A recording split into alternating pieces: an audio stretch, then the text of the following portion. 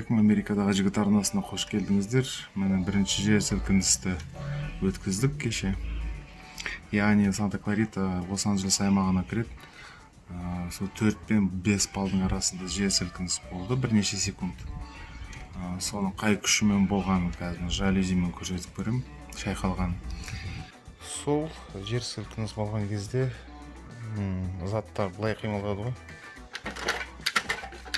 Яғни 4 емес, 5 емес, сол 4 пен 5 Рихтер несімен жүйесімен есептегенде 4 пен 5 балдың арасы болды.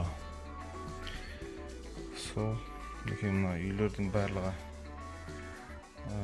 ағаштан жасалынған.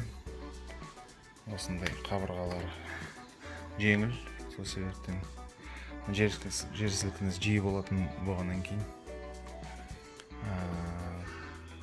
кірпіштен, тастан салдырмайды Калифорнияда. Сол.